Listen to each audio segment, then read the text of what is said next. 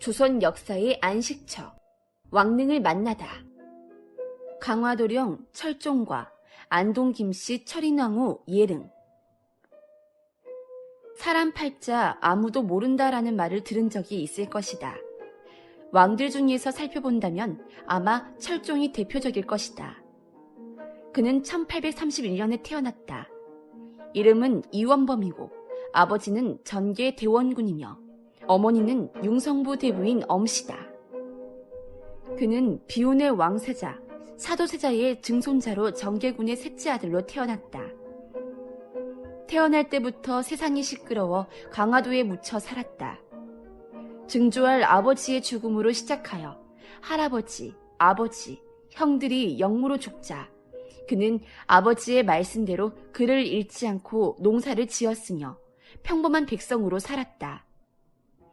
그렇게 조용히 강화도에서 살고 있었던 원범에게 뜻밖의 일이 일어난다. 원범이 19살이 되던 때에 궁궐에서는 24대 임금 헌종이 후사 없이 승하한 것이다. 당시 권력을 쥐고 있던 안동 김씨 세력은 왕실 족보를 살펴보았는데 뜻밖에도 살아남은 왕족은 거의 없었고 그 중에서 눈에 들어온 왕족이 원범이었다. 신하들은 원범을 찾아 서둘러 강화도로 떠났다. 이때 원범은 농사를 짓고 있었는데 병사들이 온다는 소문을 듣고 자신을 죽이러 오는 줄 알고 산속으로 불이 나게 도망쳤다. 동네 사람들은 한 목소리로 원범아, 어서 나와! 네가 왕이 된대! 라고 외치기 시작했다. 증조 할아버지부터 형제들까지 죽이더니 이제는 나를 왕으로 모시겠다고? 곰곰이 생각한 끝에 산에서 내려온 원범이는 신하들 앞으로 갔다.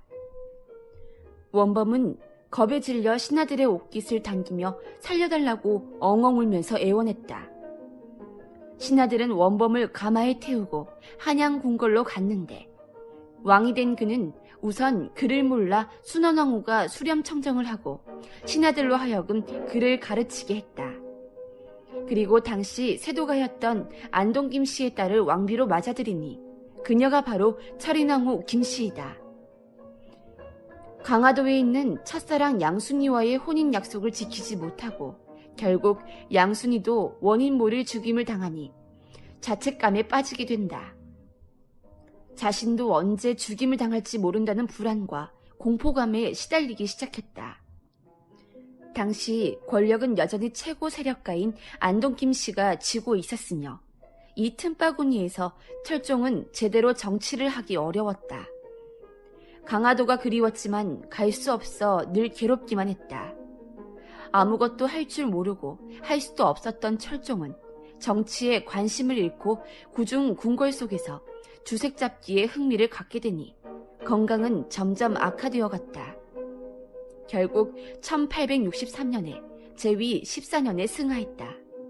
이게 바로 25대 임금인 철종의 쓸쓸한 인생이었다.